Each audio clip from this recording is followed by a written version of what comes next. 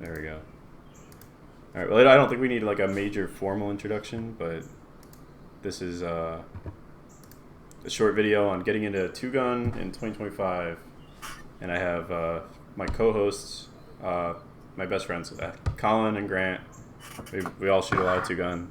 That's Grant on the top left, and that's Colin on the top right. I've the short introductions. I've been doing multi-gun since like 2021, so I've been doing it for like 4 years now, and I mostly did three gun. This is my first year of doing two gun still. I think I started doing two gun in like November of 2024. Maybe actually it was like March of 2024. But that's I shoot a lot of IDPA. That's about all I do is IDPA, three gun, two gun. Grant.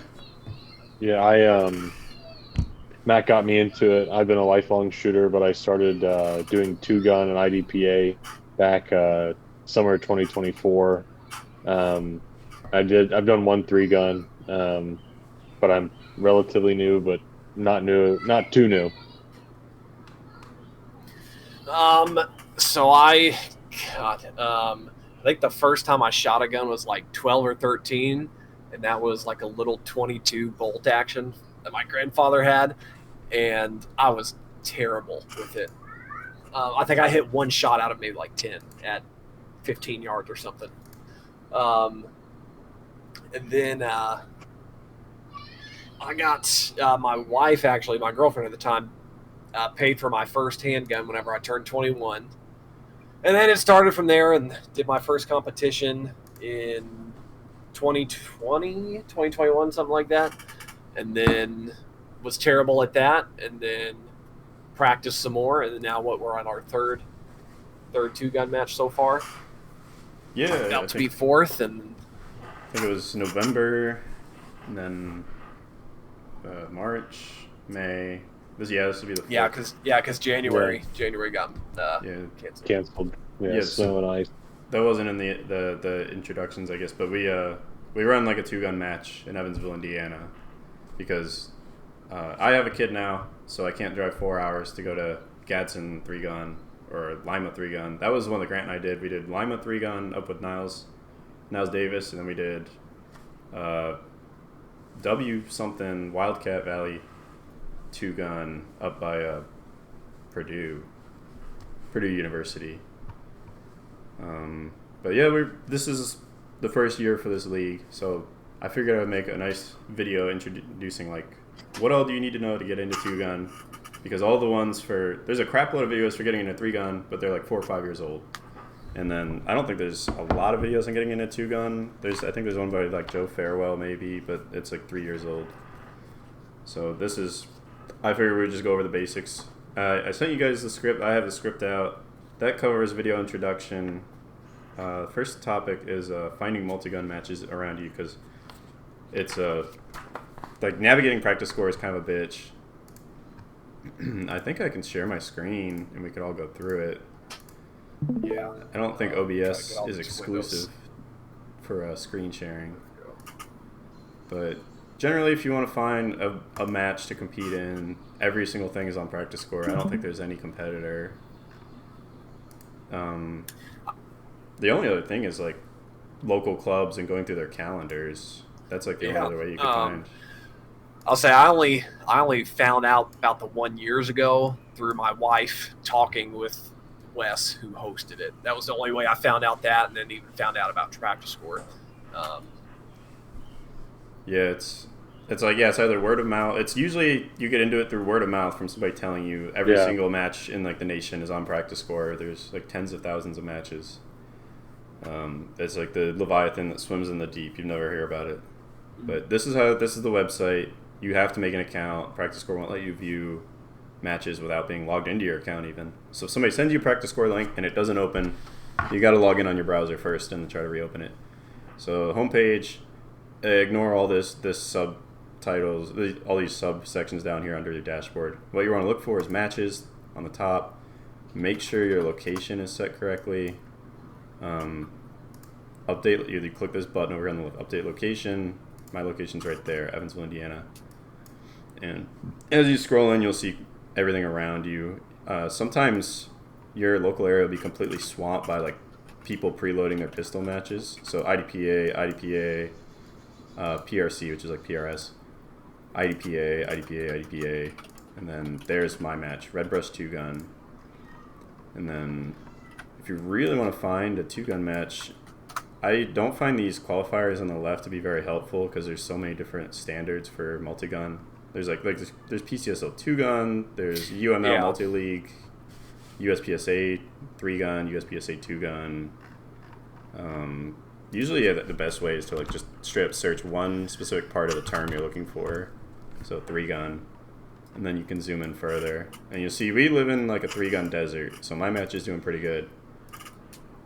BGSL, I think it's Bluegrass. Yeah, I was going to say, because how I found yours was I was literally just thinking about, like, I was doing a little bit of shooting, but I was like, I want to do another competition. So I was literally looking for anything around here.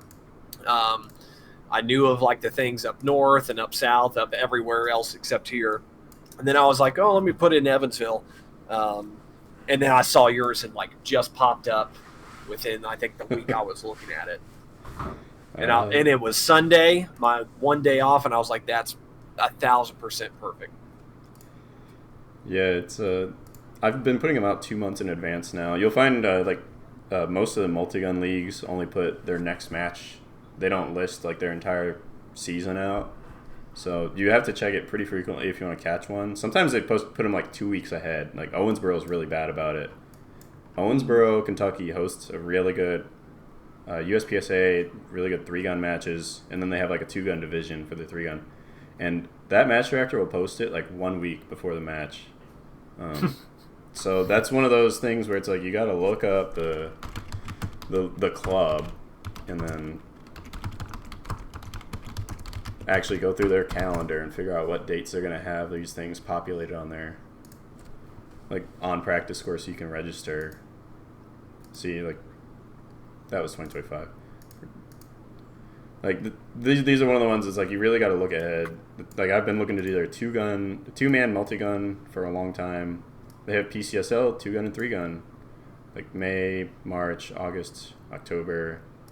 What was the one they did just recently? Was that a 2-gun? It was like last month or something. 3-gun / 2-gun. 3-gun. So it was like a 3-gun match right. with a 2-gun division, and then usually when they have that, they make you shoot all of the shotgun steel with pistol, so it can be kind of rough. Okay.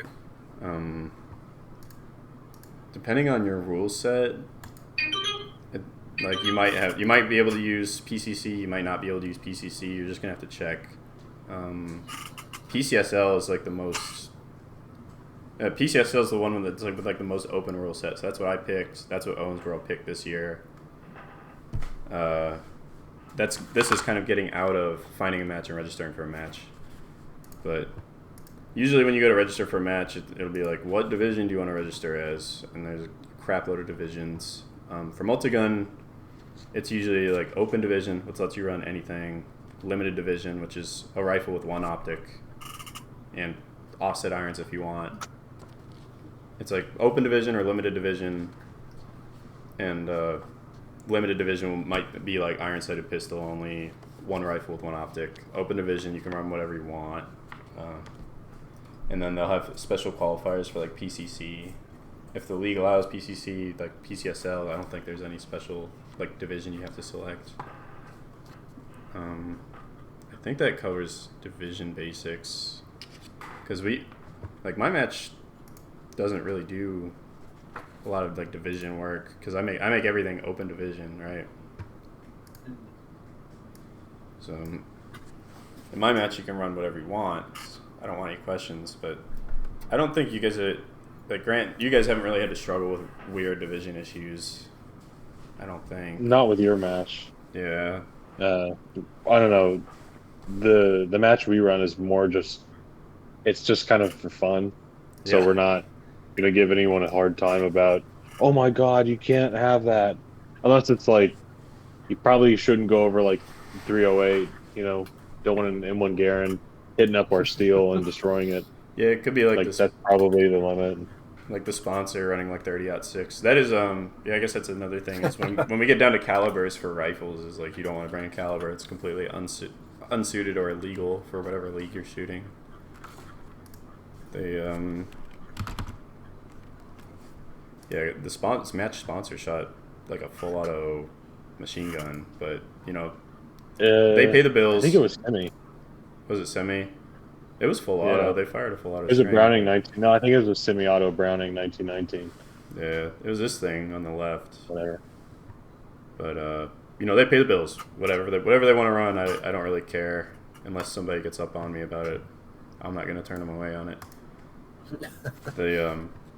I'll try and adhere to our itinerary here a little bit, but I think next we have showing up to a multi-gun match as a new shooter, and like, what do you need to do for your first match? So that's, I mean, like, for your first match, make sure you have enough ammo and the right ammo. Well, And, I would say double or triple the ammo for your first one. Yeah. yeah. If they say 200 rounds, bring 400. Oh yeah. And if you can afford it, try to get. You don't have to get really expensive stuff, but get like new stuff that won't jam up in your gun. You probably will want to try to go to the range and test your equipment first. I might not have done that my first match. I might have showed up with the wrong ammo. Not fun. Yeah, I completely forgot about round count. I didn't even throw that in here. I know that because they're all a little bit different. I had watched videos, so this is prior to me doing like my very first one in 2020, 2021, and whatever it was. I had seen the videos, and like you just have your staged mags on your belt or whatever, and you can reload in between. Well, that tactical 2-gun, they had it set up to where you're supposed to carry all ammo on you for like the 5, 6, 7 different stages, and it was like a 200 to 300 rounds per like pistol and rifle. And I remember I was going to run a Glock because I had a dot on it, but I only had maybe like three or four mags. Yeah, you so need like at least 3 mags. Yeah, I brought my M&P as a spare, and I had some more mags, but luckily my dad had the same gun, so I had to have my wife run home and grab his extra mags, so that way I had enough to like clear through it. But yeah, lucky with yours you can reload in between and just carry like 1 or 2 extra mags and not have to carry the whole match on you at once. Yeah, that would be insane. Yeah. That is one of the points further on, is like, how do you move your crap between stages? Usually, I don't know, I use like a giant duffel bag and I break my rifle down every time, but sometimes I use just a sling. I got one of those Harbor Freight cases, and I made sure there's a spot in there for everything, which is nice. Yeah, You just take it all together. That Apache case is killer, yeah. Especially for like $60 or $80 whenever it's on sale. That and one more thing to note about mags is normally for pistol you want like 3 18-ish round mags, whatever, and like 3 30-round rifle mags will do you fine. Yeah, 3 full rifle mags is definitely good. Yeah, that's more than enough. You really only need 2, but I almost would advise, the only time I'd ever advise someone to bring 3 mags is if it's like their very first match and there's a rifle spinner. This is like the only time I could advise somebody to bring up 3 mags. I always bring 4 preloaded just so I don't have to just save some time. I would say that, and if ask them if they know what they're zeroed at or if they know what a zero is. Yeah. I've been there. I say this, like, Yeah. not in a mean way, but I've been there and I had it zeroed. I knew what my zero was, but I didn't know what my zero was. And you waste a lot of rounds just by fishing. Yeah, definitely. Like you didn't go to the 3-gun match with us, Grant. But we did Owensboro 3-gun last year, like me and a bunch of coworkers, and I brought my bench rest AR. So I used to shoot a bench rest AR match. I brought that thing, which has like a 20-inch bull barrel on it, with a Vortex 4-12, like a Sonora 4-12, and irons. offset irons, and between removing the bipod after I had zeroed it and removing like the brass catcher, my zero shifted. So the only optic I had usable was the scope, like, or maybe it was the irons. One of them was dead. Yeah, whatever you zero at, it's like absolutely do not mess with it between when you go to the range to zero that thing and when you go to the match.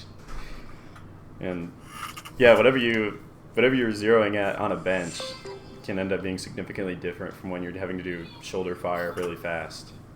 Yep. So you, like, I mean, if it's zeroed at zero, mechanically it's the exact same, but you have to know, like, is the behavior of your body and your shooting habits going to put it exactly where it's zeroed at? Yeah, exactly, because that's something I dealt with in my first match too. Is I had a quad rail, like an extended quad rail, so it covered most of the barrel, but just like the last 2 or 3 inches of the barrel was sticking out, and I was resting that on the VTAC, and that was throwing my shots. I was putting too much pressure, and it was throwing shots everywhere. Yeah, barrel on the VTAC definitely is. I feel like I've been there before. And I couldn't get because I had to be in one of like the little intermediate slots, and the rail would not fit. So I either had to float it, but I was just resting it on the barrel because I didn't know what I was doing.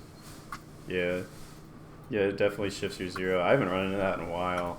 We're gonna have a VTAC coming up soon, and I don't know what it's gonna do. At 85 yards, I feel like people will probably be okay, but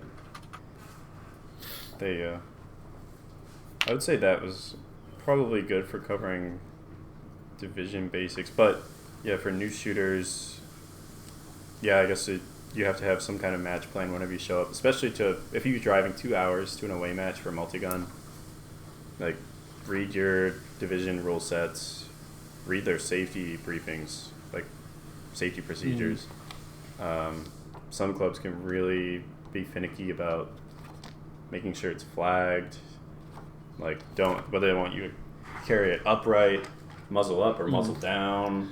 You don't want to get... Because that's what got me at this last match, is I'm not used to muzzle up. So, when I was doing it, I was pointing it down range, but it was to my side. Yeah, it's like muzzle down. What I hear at a lot of places is like the liability of muzzle up, that bullet hitting somebody is like, the chances are very small, but muzzle down, you have the chance of shooting yourself in the foot, or I don't know, just a bullet going very close to your proximity, straight into the dirt, or into the berm or something. Who knows? That's one of those things you want to cover before you get there. Also, make sure all your stuff is cleared before you get out of your car. Don't show up with like your EDC race pistol in an offset holster, fully loaded. Because then whenever they tell you to load and make ready at your very first stage, you're going to get DQ'd for carrying around a loaded gun. I had a short thing here. Eyeglasses. Just make sure you have eyewear. Hearing protection. I use foamies a lot. Whenever my electronic stuff goes down, I use like the highest rated Honeywell earplugs. I really like the electronic Caldwells. Those things are nice. I think that's what you guys use too, right? I've got the Howard lights. Okay. Are they? But are they muffs or? Yeah, they're muffs. Because I'll like indoors, I'll double plug. I'll do foam earplugs and those. Outdoors, like the match, I'll just run the earplugs. To save my ears the pain from wearing for a couple hours. The only time I ever I just wear the muffs cheap is... walkers. Yeah, that's what I have. Oh, maybe they are walkers. Yeah, these things. Yeah. Those are nice. In the heat. I had a set of the ones where they're individual, but one of them got really bad wind noise and it would never go away. Also, I was pretty sure I was going to lose one of them at some point. So I think these wired earbuds are definitely like the best type, especially for multi-gun where you're going to be outside. It's like electronic on a rope earplugs probably best. Muffs are okay, but you're gonna sweat your balls off in the middle of the summer. That, and if you're not used to it, depending on your stock, your brace, whatever, those muffs will mess with your side picture.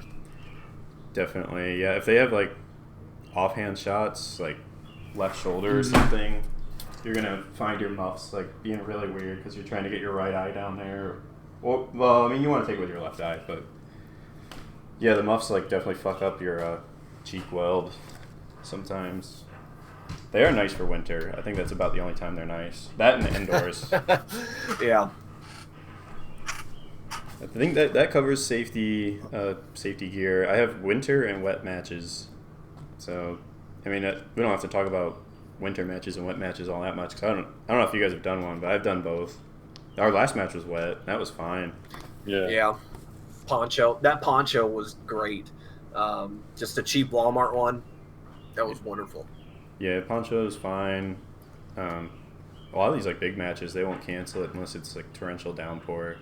Because you can get pasters and you can get paper targets that work in the rain. Mm-hmm. So, like if it's raining, I guess your open emitter could get some water in it, but it's not like you can't just like blow it out and wipe it off. I don't know who the shooter was. I don't remember, but I really liked what Russell was saying to him because he like came with someone else and like he didn't bring anything or something. And Russell's like, if you're going to show up, just like you might as well like shoot something. It's like just bring something, or like if you're thinking about shooting, don't just bring something, and then you can decide not to. Otherwise, everyone's pretty good about like lending stuff out if you want to try this and that. Yeah, definitely. Yeah, most of the people I've met are really friendly. They're happy to talk to you about your gear, anything. Let you see things, borrow things, give advice. Yeah, if you're new, and especially if you're at an away match, like if you don't have anything you want to know what to talk to those guys about, everybody you meet at like a 2-gun match is going to be like a total like gear queer. So you can you can talk to everyone wants to talk about their gear. Like somebody asking me about the Sig Spear LT at the IDPA match yesterday, and I was like, every time I've seen a Sig Spear LT, it's run like dog shit at the match. So they really didn't like that, and I was like, every time I go to Lima, the guy that has a Sig Spear LT, it jams like crazy. So that's just one example of gear, I guess. But speaking of, he got DQ'd at our last match. Logan, I think what Russell was saying to him is good. You be safe and you have fun. And when you get in, we'll all get DQ'd. It'll happen. Yeah, just don't take it too hard. Just learn your lesson and keep going on. Be a good sport about it. Yeah, because he was slung. He had his rifle slung that you were trying to tell him to take it off and everything, and then he was just running like you normally would with a slung rifle, and that breaks the 180. And if that's the way you practice, you don't think about it. Because I practice similar ways, and competition safety is just like weird. It has we just got to be careful because there's 20 guys standing underneath a shelter, and you don't want a gun pointed at any of them. Yeah. That's. I don't have that in here, but that's a good thing to cover quickly. Is like the most frequent things that people get DQ'd for is it's like probably 180. Is probably like the number one thing people get DQ'd for is breaking the 180. So they might have things that they call like 180 traps, like a target directly to your side. I don't know. Be very careful. Take a couple extra seconds to line up your shot and don't flag everybody with your. They'll call it like a 181 sometimes, and depending on your RO, they might just like kick you out of the match for 181. Yeah, it's just like driving. It's just like riding a bike. Wherever your eyes go, that's where your gun's gonna go. Yeah, and what I've seen at our matches is usually whenever I do muzzle calls, it's like pretty much always a new shooter. I'm like, they're pretty good at following the 180 whenever they're aim down sights, target focus, whatever. But whenever they're running station to station, they kind of like they want to put muzzle down, which I think is fine when you're running. I don't remember. I don't specify that during the course of fire, but they want to like let their muzzle wander whatever direction while they're running, and then they get a muzzle call or they get DQ'd for 180. So especially during movement, you have to be careful about your 180s. Like an IDPA, they don't allow you to move with your finger in the trigger guard. Keep it pointed down range, even if it's unnatural. Like You gotta have your. That's one of the things when you're moving. It's just a good thing to practice if you're gonna be getting into this. Is anytime you're transitioning, you might as well like make sure your finger is way out here, like IDPA finger. Finger outside of trigger guard when you're running, and then something that's counterintuitive is just letting your gun always be pointed downrange in a safe direction, whatever direction your body is while you're running. That's like a small skill that you kind of have to practice, is making sure you're not like static in your stance whenever you're running. Like somebody that shuffles from area to area, and then when they go around a corner or something, they break the 180 and get DQ'd. You got to do some weird shit in competitions where you're running like this around a corner, holding it way out in front of you. And that's with your rifle too. That's with that's with the rifle too. Yeah, and it's like, especially with a rifle, it's not like it's gonna be shoulder. You can just make sure you're holding it out and downrange, like on a gimbal. Well, then you know, if you're holding it with your firing hand, you have to make sure like it's not too heavy that it's just gonna drop. Yeah, this is too heavy. The AK thing, maybe. Yeah. Most one matches will want trap to avoid is don't run. I get the trigger finger thing. Sometimes it's annoying, but if you're running, it's easy enough to squeeze one off. A lot of like leagues now specify that they want you to throw your safety whenever you're transitioning. I don't think they mean like, but that's where it's like depends on the league.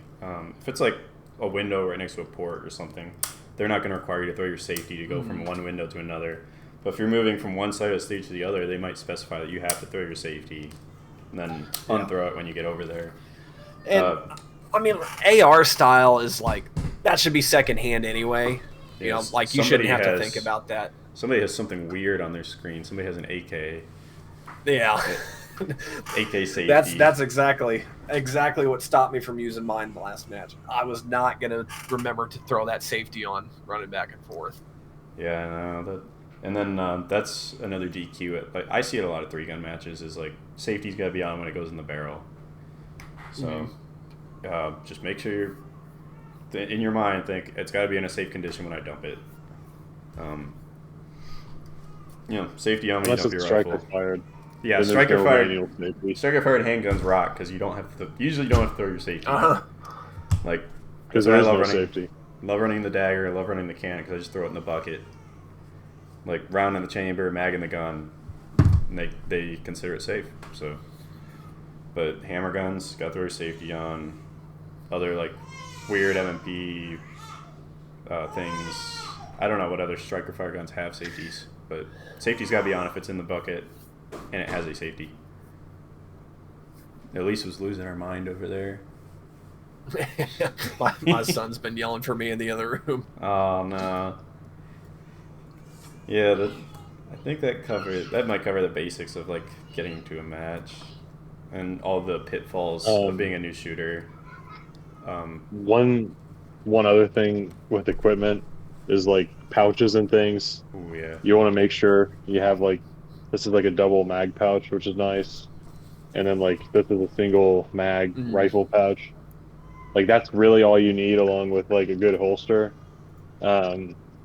Typically, like the level 3 retention is nice, which just flips up over your gun so it doesn't pop out unless you pull this lever here. Better, you can go a little bit less safe and go with something like this, but you probably don't want anything that's like where you think the pistol's just going to fall out if you move. Because I've had pistols fall out of holsters before and land and point at me at matches, and that's not any fun. That's also a DQ. That guy was on like stage 5 out of 6 too. That was yeah. We were at Lima Valley 3-gun. Yeah, and on like stage 5, some guy's pistol fell out of his holster while he was running around with his shotgun, and it was like pointing straight at the match director, like pointing backwards, and it was loaded and it was hot. But yeah, if we want to go over like a little bit of the belt. Was it a SIG? It might have been a SIG. It was a Glock. I think it was a Glock. Okay. It was a 19. So he was safe. He was safe. Yeah. But that's in my opinion, that's all you need other than your belt. Don't wear like sweatpants without belt loops. Yeah. I don't normally recommend having like first aid kit and the this and the that and the all the stuff the gear queers say to The put on your knife. belt because it's just gonna weigh you down. Ben's It's got just And a not. machete on his belt. We're not in a combat scenario and the at pouches and two stuff, gun. like I remember, I don't know, 15, 20 years ago, whenever I was doing airsoft stuff, I mean, things were so basic, but since like everything is just ramped up around that and like gun culture and everything, that now even the cheap Chinese like pouches are like good, Pretty and good, they're yeah. they're not just like the Condor like flap pouches Ooh, that you're yeah. stuck with and this and that. You've got like good retention pouches that you can just get 1 or 2 days from Amazon. Yeah, Um, I think these are some of the cheapo. This might be the exact same thing you have, Grant, but they call them tacos. Where it's yeah, got I like stole mine plastic from or you. it's got like plastic or Kydex inserts with elastic. And Yeah. tacos are usually what people want. You can get these like crappy Chinese ones on Amazon, I think for like $15 a pop. Oh, And yeah. they work well enough. They were perfectly fine for multi-gun. Well, what's nice is you can use. I can put Glock mags in here, Canic mag. I can just put any mag that's relatively pistol size in there, and it Yeah, works. that You is don't have to have nice. $100 specific Glock mag holsters or something retarded. I got Well, and since I ran the 308 this match, I bought one of the rifle tacos. It's 5.56, but you can stretch it enough just to fit that 308 mag, and it also fits the VR60 mags. that's surprising. Yeah, I think it was like $15. What was it? Dylan and I won gift certificates for free Kydex stuff last year, and I used it on, like you got one free custom holster, and you got 2 free custom mag holsters, and I got Glock mag holsters, custom made out of Kydex. Like the one thing that you can find a billion of them of. Uh huh. I should have got like Canic custom Kydex mag holsters. Another thing is like chest rigs. We all like chest rigs; they're cool. You see all the pictures of the guys in cool chest rigs. But they're kind of unnecessary, especially when it gets like 90 degrees out. If you're standing around in the sun, you just don't need like 5 mags on you in a chest rig. Yep. You're fine with your belt. You'll be much happier at the end of the day. Yeah, I usually run just like one rifle mag holster because I know I'm gonna have the one for my staging or my prep, like in my back pocket, because they'll have you stage your rifle, and I usually keep 1 round rifle mag on my belt in its holster, and then I have the second one like crammed in my pants pocket. And they'll say load mag ready, and I pull the pocket mag out and load it, dump it in the barrel or whatever. Well, and I think that's what I like about this too, is that you can do that, if you want. If you want to come with a fully kitted up rig, belt, plate carrier, helmet, everything, you can. Oh yeah, you can. And it's just like, it just depends on how slow do you want to be, how much weighed weight down do you wanna want to carry. be. Yeah. So do you want to go for like the more quote unquote realistic shooting, or do you want to go for like the competitive gamer shooting? Usually I just err on the side of being lightweight, so I try to keep my stuff as like minimal as possible in it, because you got to walk around for like 8 hours at these TV matches. and especially if you're doing like that 85 to 100 yard sprint. Yes. Even just having that belt and like boots that you're not used to wearing, that run can just mess you up a little bit just running, because you're not used to running with that kit on. Yeah, that is where like the regular holsters might lose your pistols in the like 85-yard sprints, or where they have you like crawl through a tube or something. Who knows? Yep. This is the custom Kydex I got from like a gift certificate, and yeah, level 3 retention is really good for 3-gun. It depends on whatever kind of club match you're going to. If they're gonna have you doing like really weird, like running around, crawling, sandbags, whatever. I would like if you're gonna build something just for multi-gun, I would get I don't know if they call it level 3, but some kind of retention. It could be a Velcro If it's strap. available, just Yeah. get it. Yeah. That tactical 2-gun Wes put on, there was like a little obstacle course. You had to go through some tires, and there was a couple like big drainage pipes.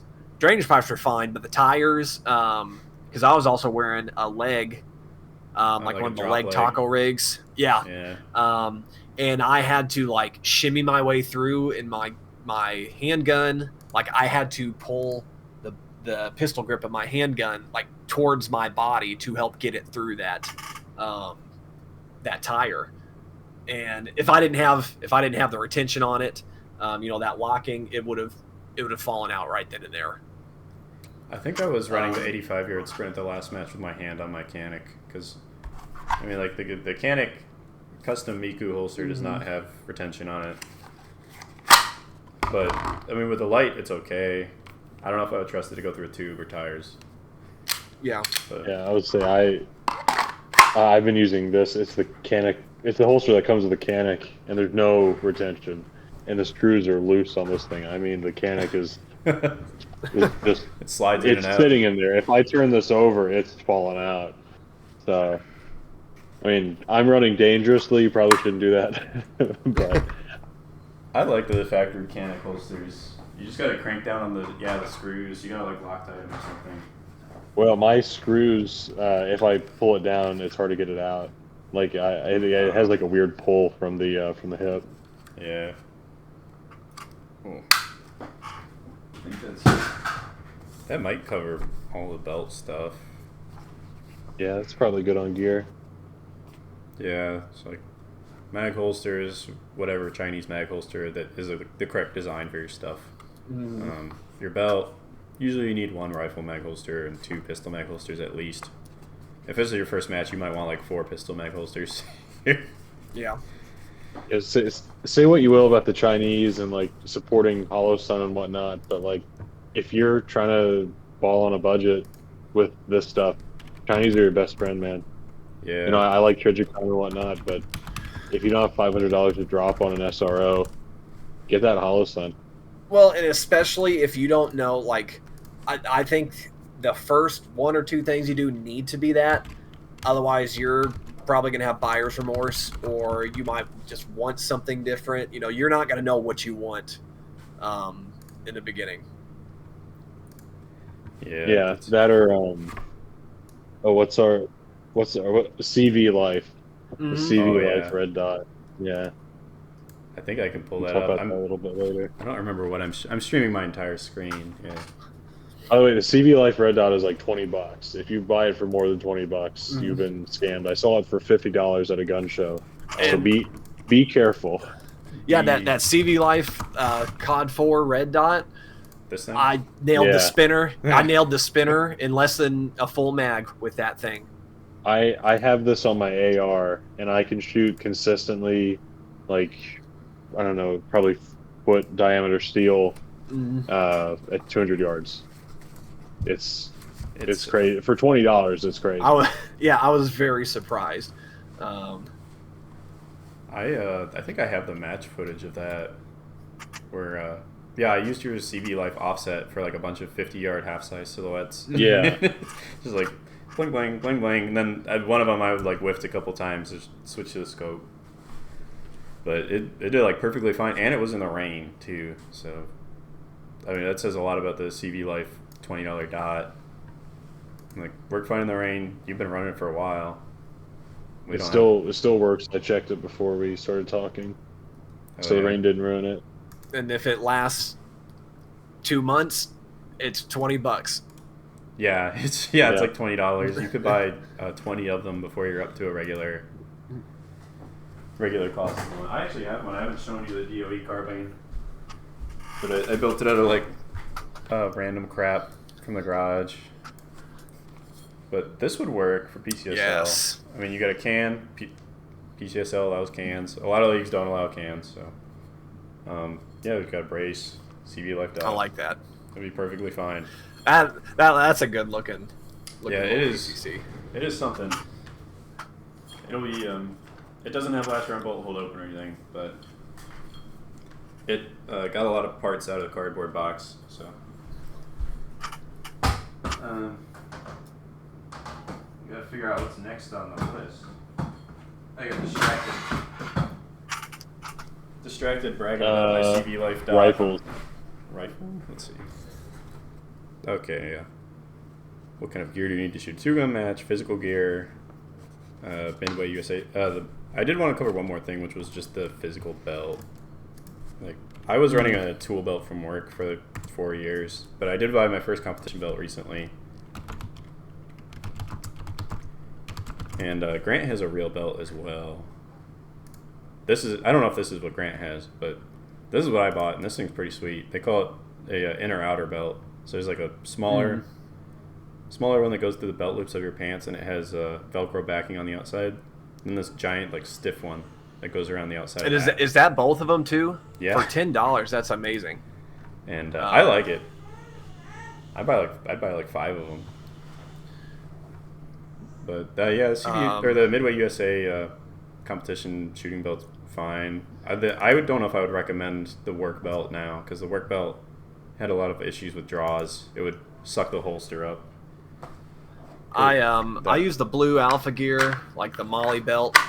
But again, my friend Bryce, I wanted him to get, like, because the belt itself is like 150, I think. Is it this thing? Yeah, one of those right there. Great belts, love them, everything. But I'm like, I don't want you to spend $200, $250 on belt and pouches and everything. I'm just like, so Amazon's got a knockoff. It's the Krydex battle belt, and I think it's maybe like $50. And they got different colors, and that first one right there. I had him get that, and I had him get like that brand of mag pouches, because I'm like, this will get you everything you need, and if it gets torn up in just like a couple uses, but you like it, then you can get the better stuff. I'm just like, this, you don't need to spend hundreds of dollars right off the bat. Yeah, it's not like you're out like a lot of money on the belt. Yeah. I would not recommend using your regular like dress belt from work. I've tried that. Doesn't work. Unless it's like a 2-inch thick leather belt. I would not recommend using a regular belt. You probably want to buy some form of competition belt, whether it's a $10 Midway USA or like a really thick belt from Amazon.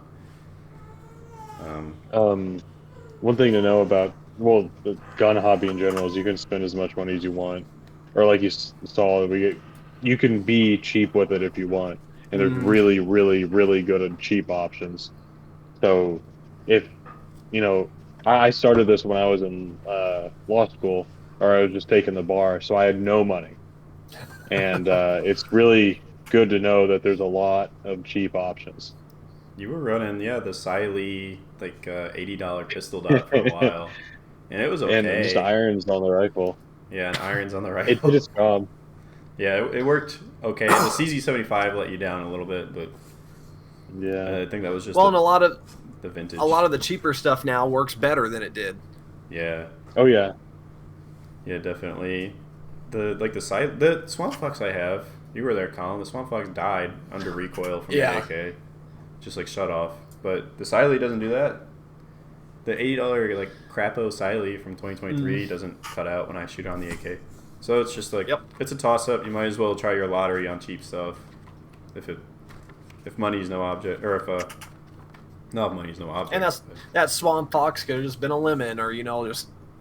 It still works. It was its time. It just turned off randomly. So yeah, it goes on something else now. That's another reason to test your gear before you go to the match.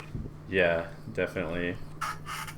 The first main section we have here, after all the basics, was rifles. I say main section. These subsections might end up being shorter than the gear and how to do two-gun.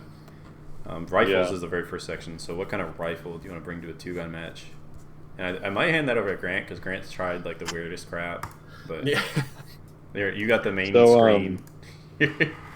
A bit about my firearm background is I grew up and my dad was like a bit of a collector, and so we've got like some weird stuff, not a lot of modern stuff, like some ARs and whatnot, but nothing that you'd consider modern, with like the red dots and the can and all that crap. I didn't even know what half that is.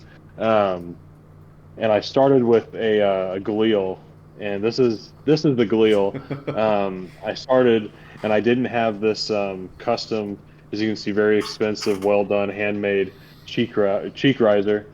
and I didn't have the optics, so I just had a Galil with irons, which was okay. It's good. You see, the thing is, it's good for bench. Like shooting this with a Mm. bench, and you've got it, just leveled out. You can get, I mean, you can get hits at 400 yards and whatnot just fine. And if you're on the bench, you don't really always realize when you have like a feed issue and whatnot. It doesn't pop through your head as like such a big issue. But whenever you're shooting and you're under pressure and you're under time and you have feed issues, Mm. or you grab the wrong mag, because I have mags for these that don't work and some that do work and they all look the same, uh, it kind of becomes a nightmare. So, and my thing I always said while we were starting was the AR and Glock are good, but they're boring.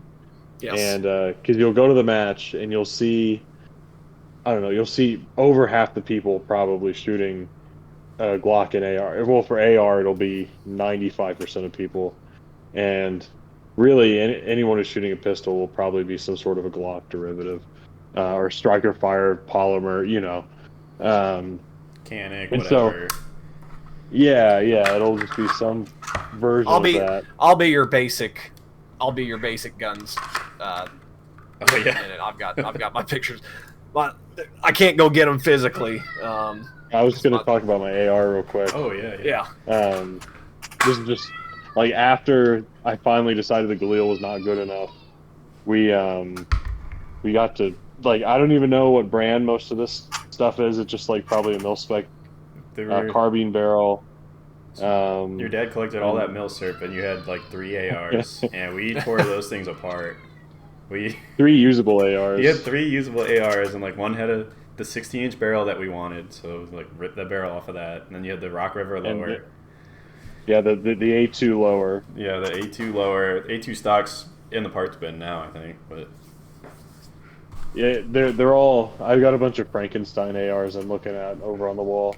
yeah, Um, we just yeah we uh, built that race rifle for really not all that much money. If you want to go no, over like everything on it, you could.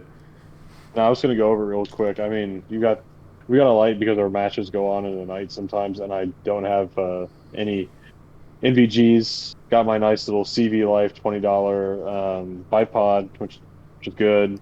Got the M lock, which is really nice, and you've got your free floated barrel. You probably can't see it on the camera. No, you can. You see that silver there? Oh yeah, the That's journal where, from Yeah. yeah, that's where the original gas block and like sight block for like an M4 or a carbine were. Here's a little CV Life offset we were talking about earlier, along with what is it? It's a Bushnell scope that I got off a hunting rifle, and it's it's not an LPVO. I think it's 1.5 to 6, or no, 4.5. I also broke it when I was sighting it in. It fell off the bench, and I just bent it back. But after all this got matted out, and I also put nice oh, I wish I trigger. remember the trigger. Yeah, Rise 140, I think. yeah, that for $80, it was a phenomenal trigger. And I've got Mm. the bad lever, which I like, and got the little extended Oh yeah, pull here the because keychain of, holder. yeah, my little keychain. Um, but the thing is, you just want to make sure that you get your gear where you want it to be, like, reliable.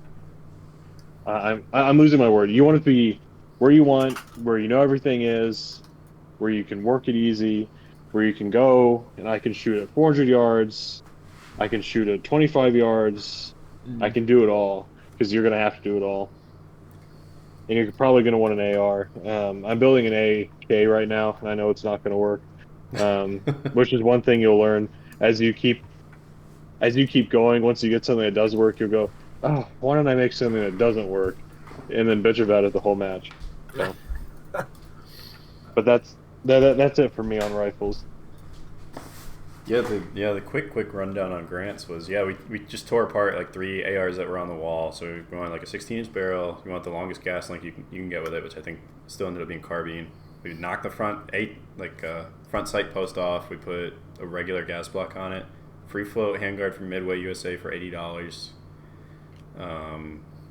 Whatever lower was on one of those guns, and then the rise armament trigger.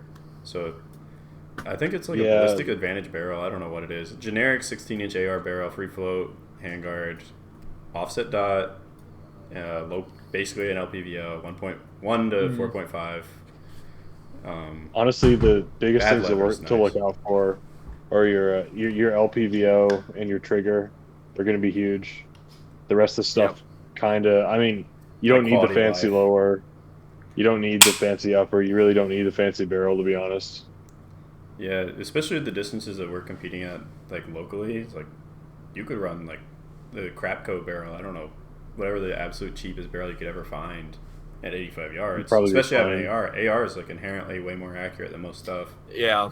Like, you're probably better off getting like a PSA AR and just using like replacing the trigger and like getting a decent optic rather than spending more money on a nicer AR. Yeah, it's like my coworkers that have especially because you're going to beat the shit out of it. My coworkers that have all those Daniel defenses like never use them ever. Or your rifle's going to like go up on a roof and stuff like that, and might get a little scratched here and there. And you're not really going to care about the PSA AR like you do the Daniel defense. Yeah, you're gonna have to throw it in a barrel. Guys at the start of my matches are always wanting to put like heat wrap in the bottom of the barrel so their suppressor doesn't melt. Like, man, you gotta let it go. If you're gonna run this stuff for matches, you gotta be ready to throw it in a barrel. At least it's like Russell's CZ Parrot. He planned every stage run around being able to reholster a cold Parrot on the clock. Or ending with it without having to dump it. That's like the basics of a competition AR that you want a free floated barrel. You want it to be as lightweight as possible. You probably want some kind of LPVO or MPVO. You want an offset dot for up close because you don't want to dick around with knowing your offset for like a 5-yard target on a no-shoot headshot thing. I think that's about it for like the by the way, PSA always has a free floated M-Lock barrel AR for sale for like $450, I think, which is almost certainly a fantastic deal. Yeah, normally it's in their daily deals or wherever. Yeah, there it is. It was just there. I'm kind of bad about mine. I don't even spring for the the PSAs anymore. PSA. I've been like pulling stuff off Bear Creek and rebuilding it when it shows up. Because if you ask anybody on the internet, they'll say that Bear Creeks suck and they have awful quality control. But if you are confident, you just tear it down and rebuild it every time it shows up at your door. Yep. And then it runs. I mean, it's competition. Like, it doesn't have to be a serious tool. Yeah. If you want to be like really competitive, you just want to get it somewhere to where it's not malfunctioning, ideally at all. Which is easy to do on a rifle. So what kind of rifles work? The AR-15 works. The legitimate AUG works. The guy that we have with the AUG his works good. The Sig Spear LT does not work. AKs are not really viable unless your ranges are in with like 100 yards. AKs are such a crapshoot if they're going to work or not. AK is like a crapshoot. If you know your AK and it can shoot like 1 or 2 MOA, you could probably run your AK. But generally, I haven't found AKs to perform well at matches. Usually I see those guys at the bottom of the leaderboard. If you want to pull up my screen share, I'll show you. I think this right here is about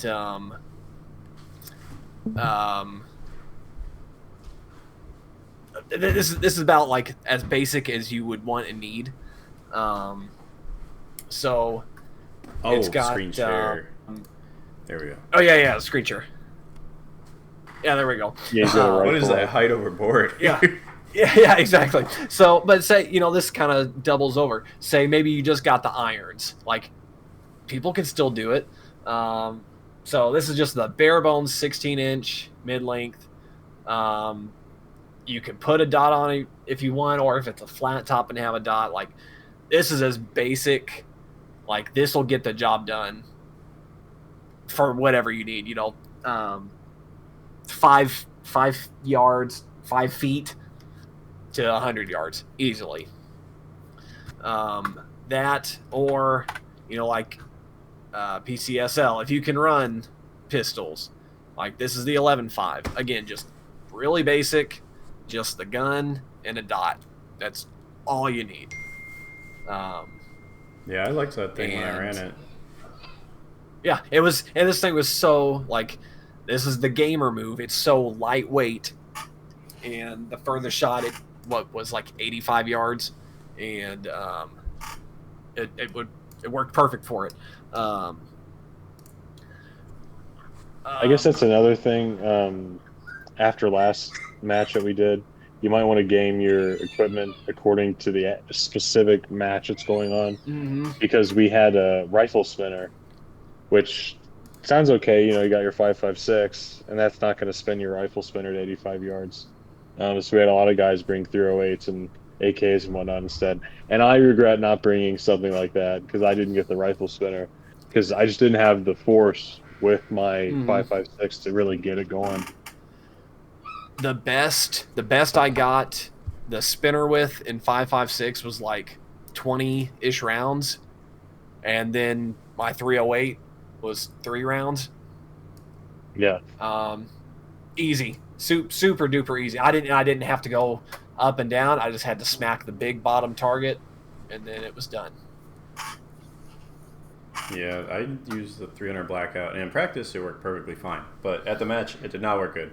It was a foxtrot mic. I don't know if I would say it worked well in practice.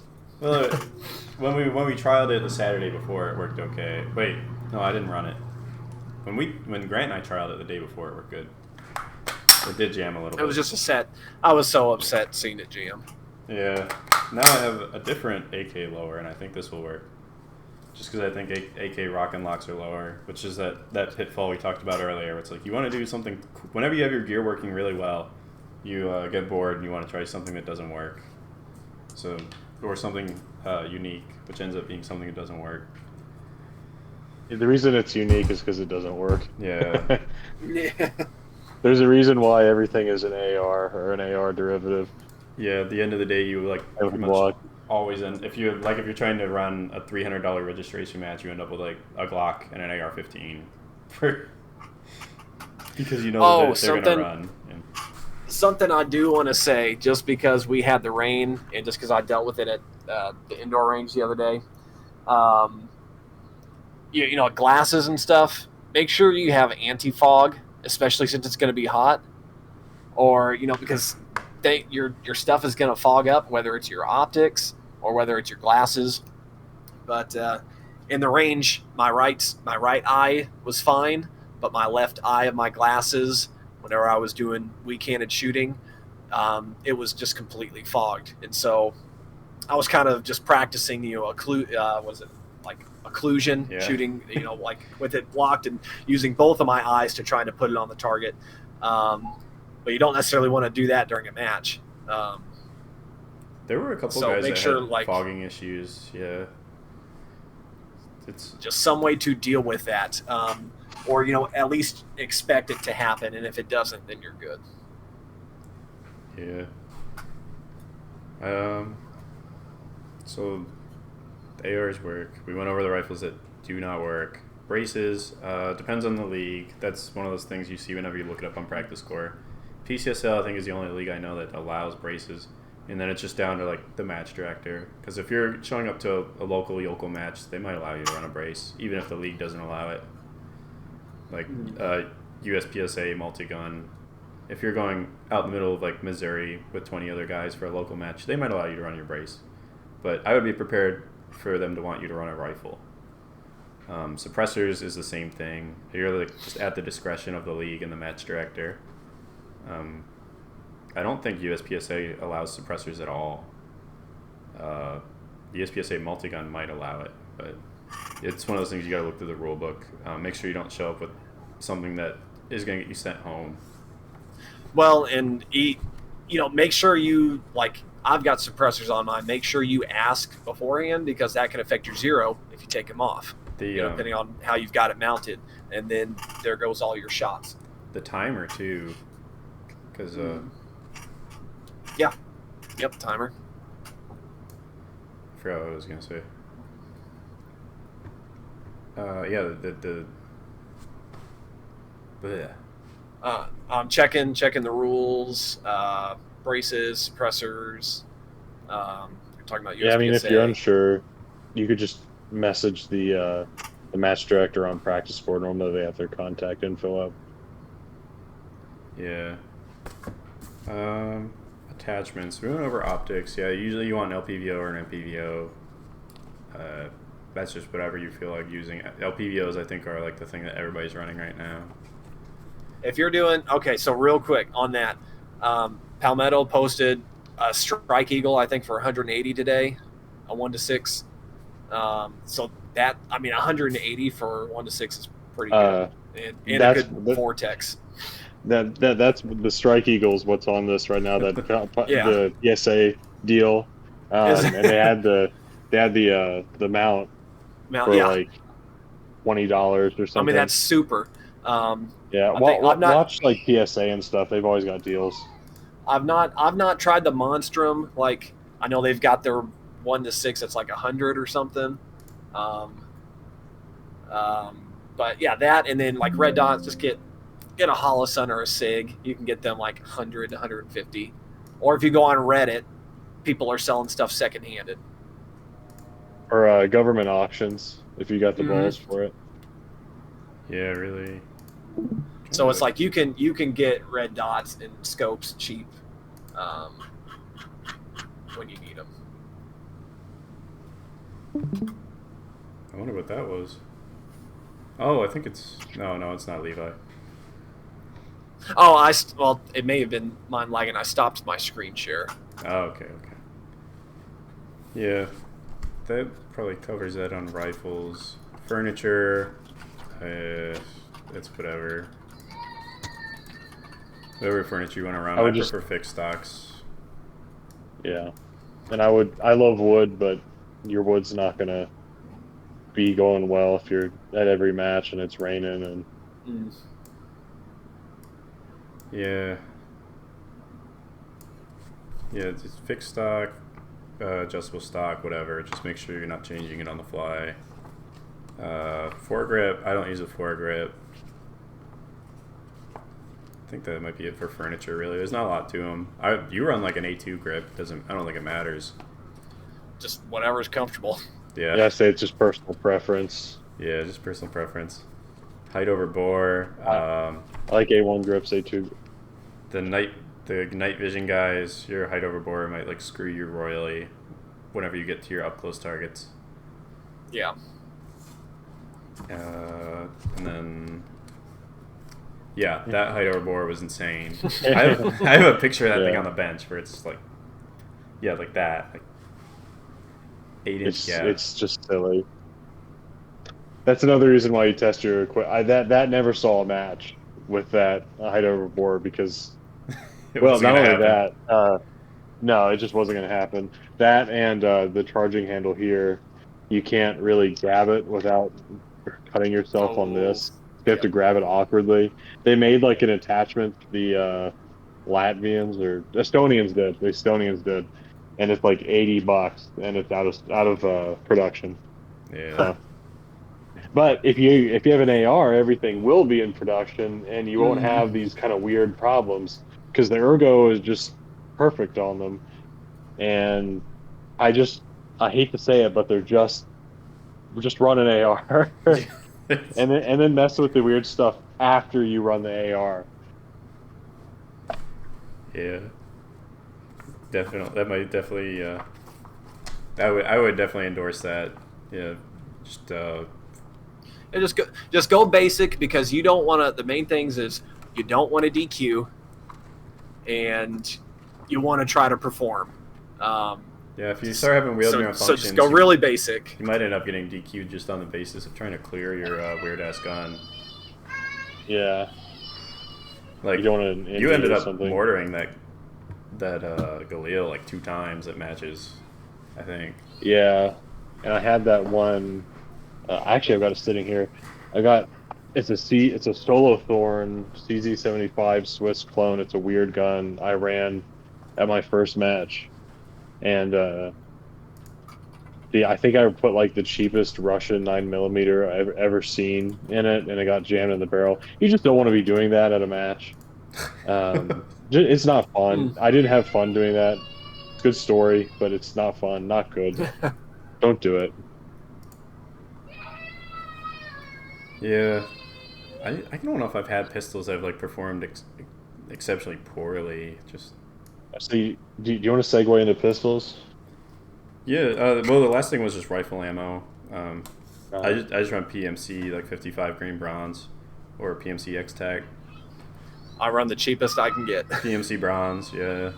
PNC I would bronze. probably avoid the 53 reman five stuff grain. because that causes a lot of issues usually. Like Freedom munitions, Yeah, I never see Yeah. do well. They always have like weird like projectiles stuck in the barrel or like issues that you've yeah. never heard of. But I would avoid the reloads. yeah, the reloads, the I've reman had stuff bad is luck bad. Yeah, I've had bad luck with that stuff. I would even say steel case is fine. New. Yeah, steel case is fine. Yeah, pistols. All right, what pistols do work and what pistols do not work? We will defer to the resident pistol expert on what doesn't work here. Well, as we Solithern. saw, my little Yeah. Solithern. This did work. I think the ammo didn't work, and it's also doesn't have any optics. That's one thing to look for. Is you want to try to get something a little more modern that has an optics plate, which gets me into our next pistol, which I put away. It was also a CZ75, a proper CZ75, old stock from like the 90s in a box, and I got an RMR. Well, Matt gave me an RMR plate. I took the original sight off, put it on. What was that? It was like a shotgun Oh dot, yeah. wasn't it? It was the It was Siley, some cheap. Yeah, some Siley Siley Wolf cheap thing. 2 green circle And dot. it did its job. The CZ, I really like them. Trigger pull's nice. One of the things is you've got to put your safety on when you're at a match. Sometimes they didn't catch me and I didn't put my safety on, and we just get away with it. But yeah, I mean the CZs are nice, but you probably want to get a newer CZ. Don't get like an old one that's been sitting around in the basement for 20 years. And from there, we went the cheap route, and I got the PSA Dagger, which was good. I actually need to start running this pistol more. I've got fat fingers, and so I would. This is actually a stepped up slide release. Yeah, for all If the you can big see it boys there. out there. Yeah, because I would just keep that loaded down, and it would mess me up on my reloads. And I've got the Hollow Sun. It's the H07.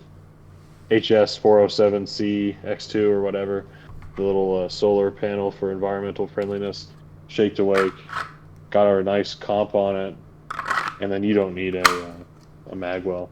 But this worked well. To be honest, I didn't like the trigger pull on it, and it was a little snappy for me before I had the compressor on. So I went from that, and I got PSA Dagger, or PSA Dagger. There's your Canic clip. Rival, yeah, Canic Rival S. I bought the same dot. I like that Hollow Sun so much as put the same dot on it. Once I find something I like, I normally just keep on with it. He pulls out the chrome like Mad Max gun. He goes PSA Dagger. But this, for what you're paying, this is the best pistol you can get for a competition under $1,000. Thing to look out for is if you're shooting like a USPSA, this is too heavy. But otherwise, IDPA. best trigger, IDPA. See, I don't even know the leagues. It doesn't matter. All I know is 2-gun, 3-gun. The other ones don't matter. I just show up and they say the pistol's illegal, and I still shoot anyways. But yeah, this is a really highly recommended. Any Canic is recommended, to be honest. The Rivals are really good. TP9s are good, and I got for for PSA, they discontinued the Gen 5 Glocks recently, 17L. I can't speak too much on this yet, but the trigger pull is not as good, and it's It a little looks more cool. snappy. Yeah, it looks really cool. That's really why I bought it. You'll end up doing that. Um, but yeah, you probably what you want for your competition pistol is something ideally kind of in this vein where you get some weight on it if you want to hold recoil, or if you want it to be a little bit lighter, you can go with the polymer frame. But you really want your RMR plate where you can stick a dot on there, and you want a nice trigger. The trigger really makes the difference. The trigger pull is always going to change your accuracy if you just got a shitty trigger and you're not used to it. Um, that and the recoil. So you just want to really the big thing for me was that RMR plate and getting something new and getting some good ammo in it. Like I said earlier, I use some. I don't even know where it's from. I just know it's a Russian 9 millimeter. But you just get like the Blazer Blazer brass. CCI, yeah, Yeah. 9 millimeter 115. They're normally like 22, 23 cents around. Not too bad. See, that's where I would say be a little particular with ammo, because rifle, like, you're talking like bad ammo, you'll get maybe 3 or 4 MOA, but 9 millimeter is not precision. Um, and if you get the cheapest, it's gonna shoot the cheapest, and you're gonna get anywhere from 4 MOA to a foot plus MOA, especially 25 yards plus, just depending on what gun you're in. Um, and that, so 9 millimeter, I would definitely check what how it groups and shoots out of your handguns, to find something that Yeah, will hit the longer shots, because we had the 50 yards, and we're all competent shooters, but that could have been just us, it could have been the ammo, could have been a bunch of things, but getting the better ammo will help limit those misses like that.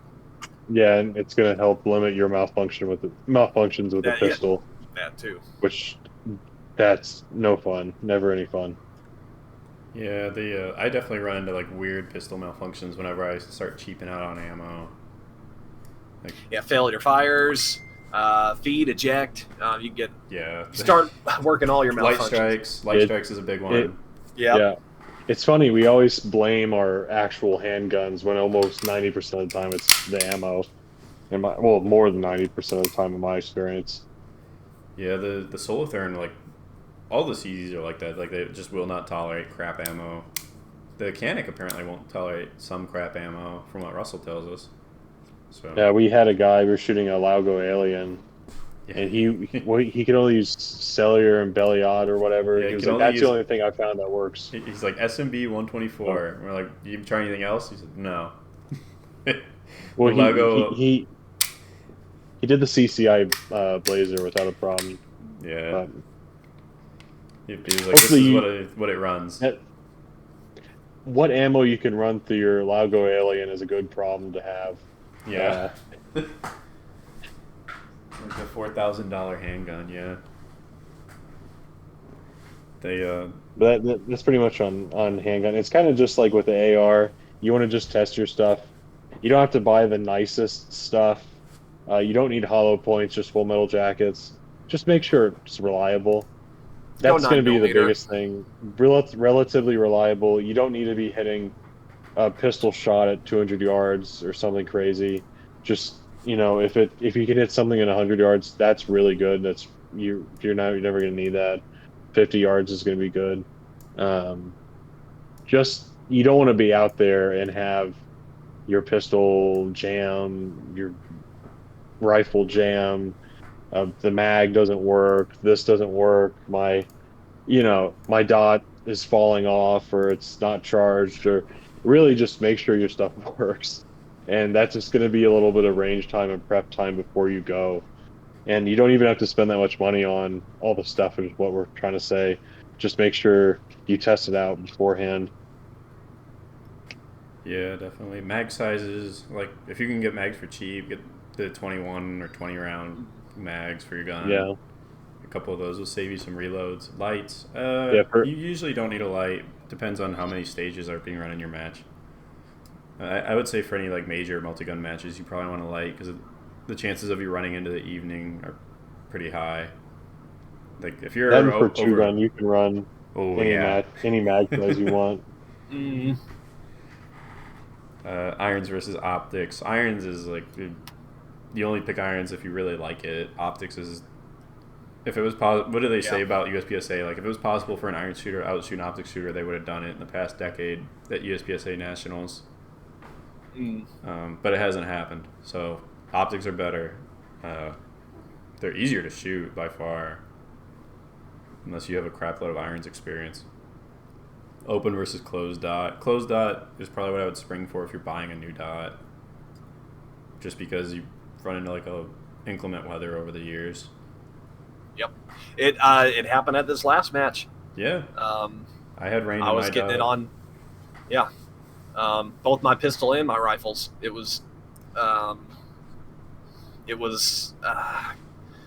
because what's on my M&P? That's the 508T2. Yeah, so that one's open. So that one was, because that's why I threw one shot and hit that cinder block because I think it was I was looking at the wrong dot. Yeah. I saw it because it bounced. I saw big and bright. I saw big and bright dot, and it was the wrong one apparently. So there goes that cinder block. And then my scope, so my LPVO, that had some droplets on it too. Wasn't terrible, but it, especially if it's a dreary day outside and you got steel at 100 yards, that's off-colored and blending in with the backdrop. It might make it just a little bit harder to see. Yeah. I think that's about it. The last thing I had was like make sure the match etiquette. I don't have that in your guys' updated description. There were only I had two things I thought of. Oh yeah. One thing on pistol: work on your dot acquisition. Get somewhere safe without. Make sure you have nothing in the chamber, nothing at all, and just get it in your holster, and find like an outlet on the wall or something, and just pull it out and see how quickly you can get your dot on that outlet. Agreed. And just the entire edge in like multi-gun is pretty much in pistol shooting usually. So it's and I'm gonna be a stickler for this too. Whether it's this or anything else, look where you holster. When you're holstering that pistol, look at the holster. Don't be target like look at the holster. Like you're done shooting when you holster. Yeah, you there's no more. You're not being counted time wise for holstering. Yeah. Just make sure you do that right. Yes, and just no matter what, just look at your holster. Whether it's loaded, unloaded, look at your holster.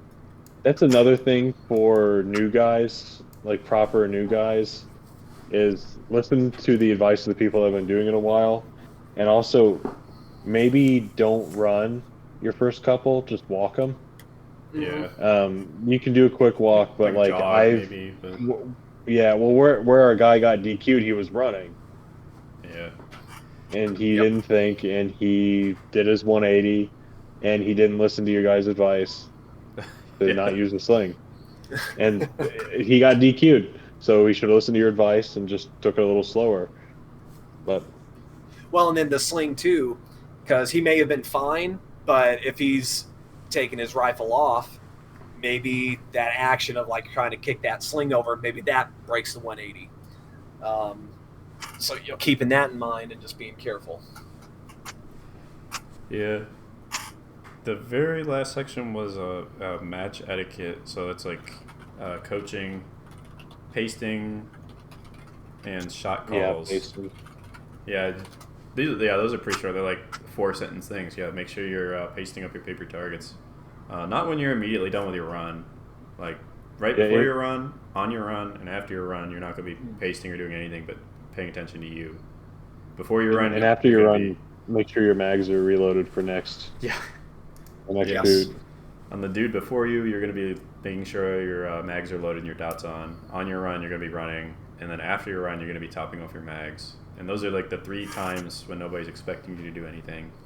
Yeah. And otherwise, please pace. Unless Yeah. you want to be there all day. Exactly.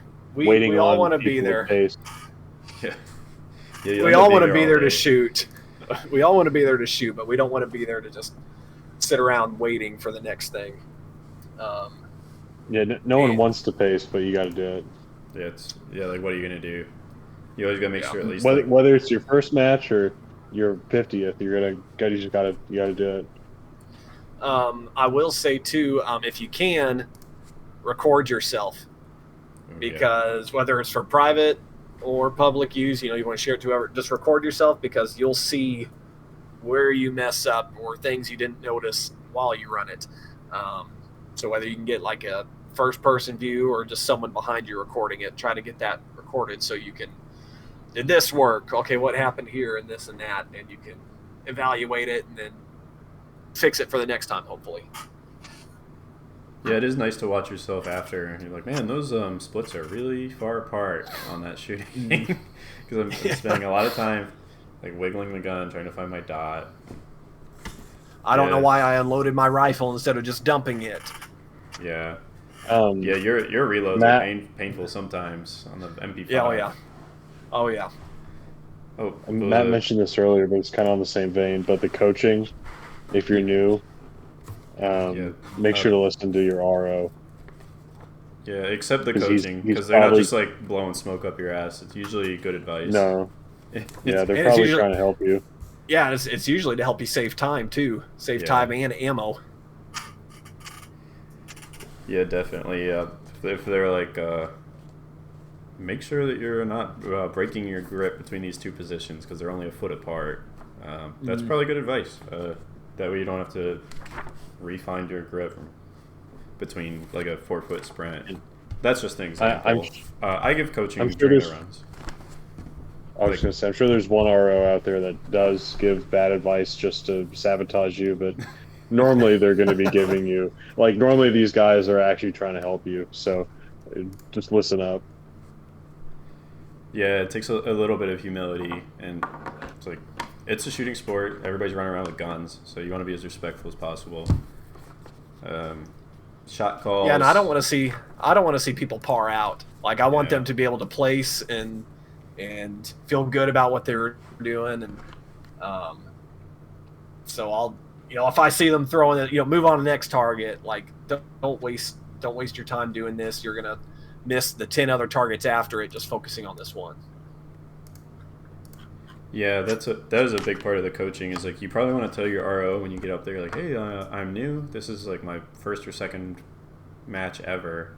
Can you give me like coaching on time? Because you'll run up against that rifle spinner, or you'll run up against 200 yard like 4 MOA targets, and your RO will see it on the shot timer, but he's got to tell you, like, hey man, you're a minute in and you got like 20 seconds left. So you want to tell your RO, like, hey, can you tell me when I have 30 seconds left, so I can just.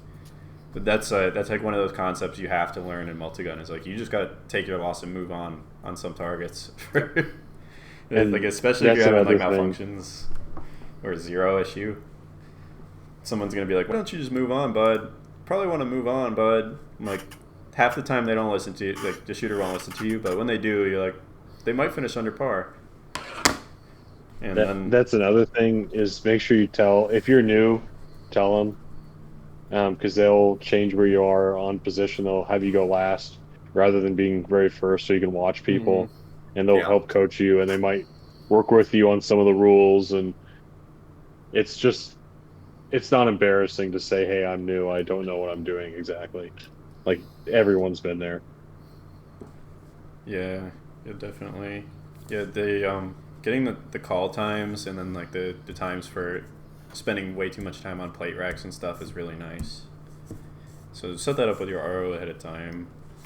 They'll also call your hits. Like, you can ask them to call your hits. Like, it's high, it's high, it's high, it's high. And those are actually really useful sometimes. It's left. Like, I was giving calls and guys were moving the opposite direction of the call I was giving at the last match. And like, when I say high, I mean your impact is high. And Ethan Pastor was giving the opposite calls. he was telling them what direction to lower his shots. So I was like, oh, okay, yeah. it's like, dude, you were screwing them. I would see the That, bullet impact above the target, and then I would hear Ethan behind me. He'd yell low, and I'm like, the shot is not low. The shot's like 8 inches above the target. They're gonna misinterpret it. You call thing where the bullet hit. Oh, sorry, Grant. Oh, no, you're good. I would say one thing to know is when you're out there, like, you may think you have everything good, like on the bench, like I was saying earlier, but once you're under that pressure, everything changes. Like, everything just goes out the window, basically. So that's why you want your shit to be, like, locked away, squared away. You want everything to know it's going to run. So you're really just focused on what you're going to do and you're shooting rather than your gear and your equipment. So yeah, it's like it was always hard to watch Russell shoot his rifle because he's like an expert IDPA shooter or something, and then he'd bring these rifles out that he got from his dad, and they'd malfunction for. We've had 3 matches, and they've malfunctioned for the 2 matches that he's done. Well, and we had him use my AR, right? Yeah. And he ran it without a problem. Yeah. And he had like a really good, decent time, and it was nice to see for once. Yeah, it was like I've always felt confident. I was like, I feel like Russell could really clean up if he had a rifle that would run, because his pistol shooting is like very good. His pistol shooting, I don't know if I call it like an immaculate, but it's some really good pistol shooting. And then he's fast. You'll watch him shoot 2 rounds out of his rifle, and then he'll start to pick it up and look at it, and you're like, oh my god.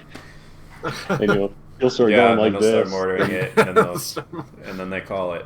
And between the 2 matches, we've probably seen it like 4 times now. So yeah, it really sucks.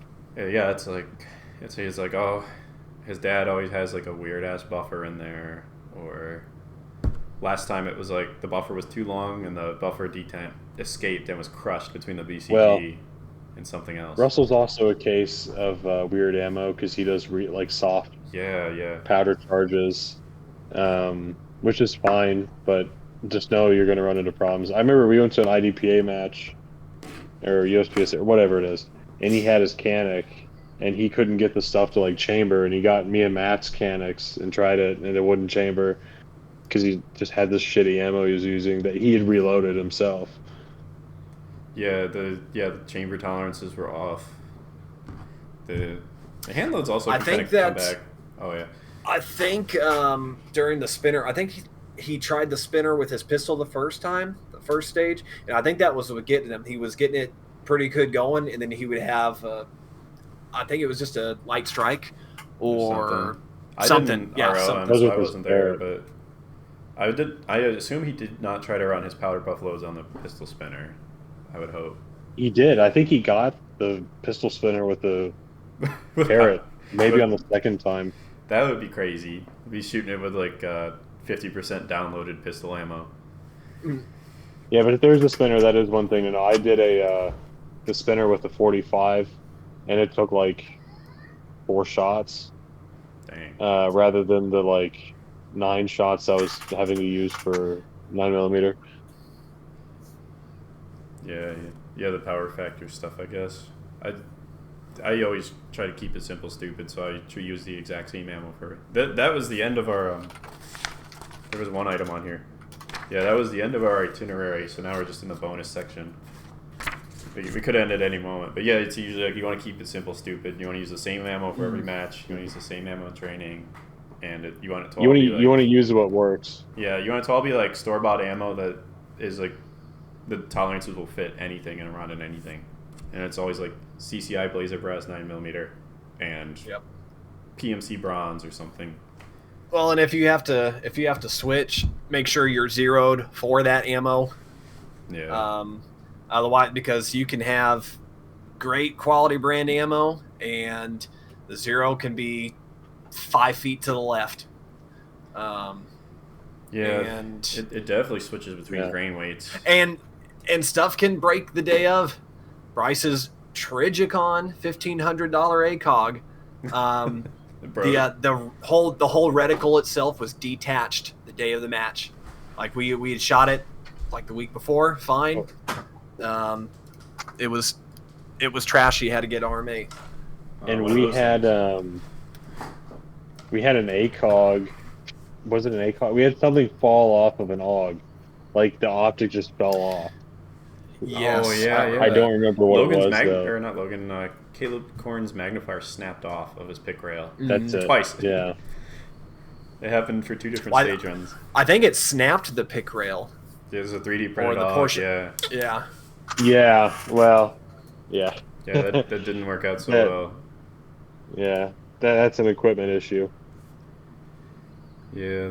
Let's see video sources. Well, I guess I can't display my DSLR, but this thing would be a good 2-gun rifle. Kind of. ACOGs kind of suck for the eye relief, so it's if you run your ACOG a lot, you'll be fine. Otherwise, I would say the ACOG's kind of bad for multi-gun because your eye box is like that.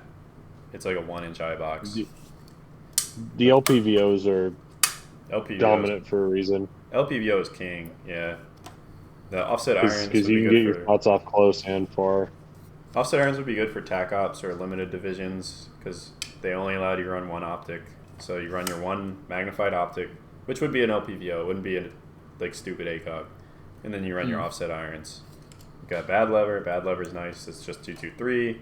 Regular weight bolt carrier group because a lot of divisions limit you. You can't use lightweight bolt carrier groups in anything but open.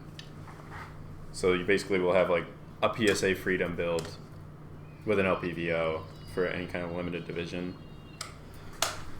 And while if you got like an EOTech or something, you got a red dot on your rifle, and you can hit things at the down at the end of the bay when you're bench shooting, you might not be able to do that actually on competition day. Yeah. From just shoulder or whatever weird position you're going to be in, it's not going to be your comfortable bench position or anything like that. Yeah, so don't be resting your gun on your magazine, sighting it in on the bench. And Yeah. like, oh yeah, this Yeah. is perfect. And then you get to the match, Yeah. completely Or screwed. resting your barrel on something. Or resting your barrel on a block. Yeah. I'm gonna be that guy real quick. I gotta get going. I've gotta go put my son to bed. And Okay. Alright. Yeah. I'll see you, Colin. but yeah, it was good Yeah. talking. Yeah, it Have a ended up good being rest of the an hour and filming. a half. Yeah, we're just rambling at this point. Yeah, we already got through All the right. whole list. But Yeah, well, you guys have a great rest of your night and Yeah, you too. See you in July. Yeah, talk we'll to you again see. soon. Yeah, exactly. See ya. we got the Man. 3-gun rifle. Very nice. Yeah, I think that's about it. We covered pretty much everything, right? Yeah, I think we covered pretty much what we needed to. We kind of rambled too much. If we wanted to do a better video, I think we could go and have like a more set script and go out to like go out to the range, like have our gun sitting there. But I think for just our small matches, this is good. Yeah, I tried to keep it on the I mean- script. I let us go off a little bit, but I think it's Yeah. fine. I'm gonna stop the recording now. Thank you, everybody. I hope this is useful for you in some way. The audio will at least be useful to you. Videos, it's all Not good. Videos all over the place. The visual representations of what we're talking about is a little bit useful, but that was it. Thank you all. I'll get the webcam stuff down next time.